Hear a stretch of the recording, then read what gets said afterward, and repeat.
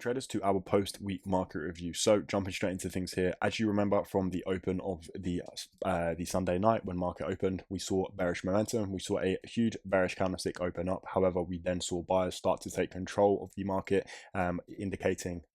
leading to this big wick of exhaustion. And then since then, price continued on bullish. So let's go ahead and mark this in as we normally do, with price creating the first higher high at 3,293 and the first higher low at 3,297. As you can see, price did in fact break through this resistance. So we got a break of structure and then a retest pattern, indicating to us that we were inbound for a strong bullish move.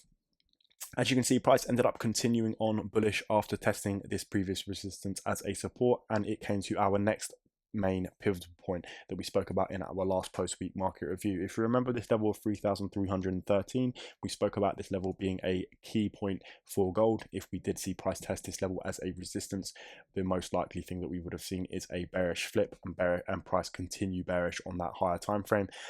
However, price ended up staggering at this level, but we did successfully break through this level. So another break of structure, and then we found a next high at 3,355, where price tested the trend line and also tested our point of interest, and then ended up dropping back down. We then tested a lower level of support at around 3,328. Price tested this level twice and then came back up to test that trend line at around 3,350. Price then dropped down one more time in the close vicinity of the support that was tested here, creating our next high at around 3,365.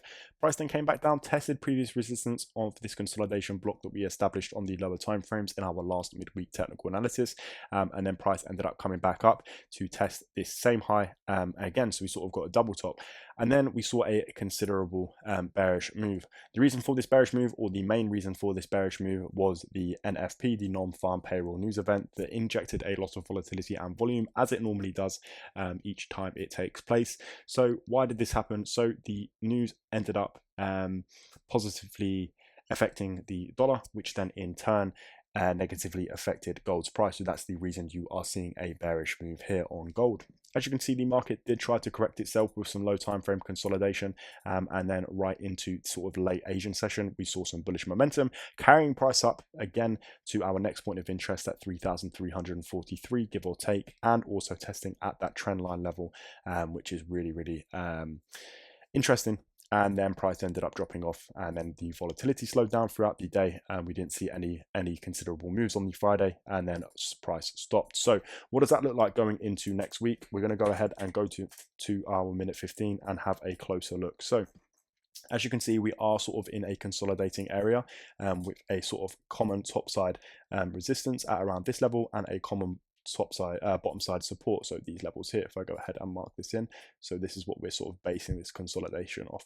Obviously we have our resistances, and then we have our supports being found again, we have this resistance, and then obviously price testing just above that support. So what does that look like going into next week? So the most likely move, as of the current price action that we are seeing, along with confluencing in with our higher time frames, is a bullish continuation with our next point of interest that we're going to be looking at. So we need a few confirmations for price to continue on closer to that 3,400 level. Remember, we've spoken about price when it hits that 3,400 level, price will most likely continue bullish, and then we will eventually go and test that previous all-time high or create a new one.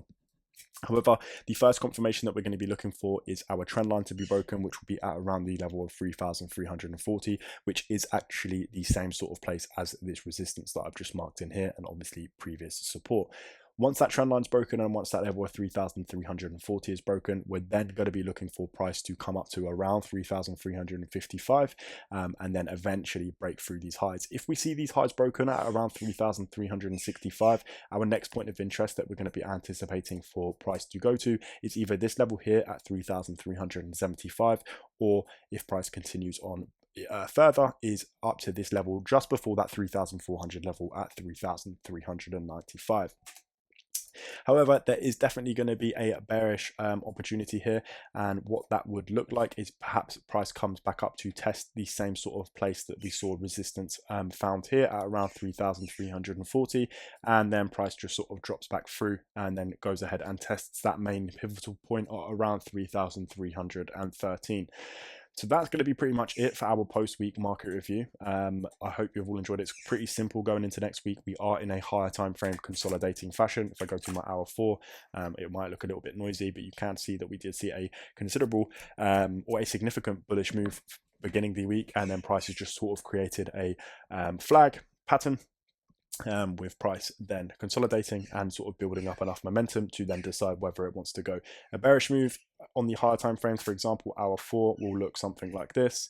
Price will just sort of come down to this level again, this 3,265 level. If price continues on bullish, we're looking at this previous all-time high to eventually be tested and traded at. So that's going to be our post-week market review. I hope you have all enjoyed, and I will catch you in the next one. Peace.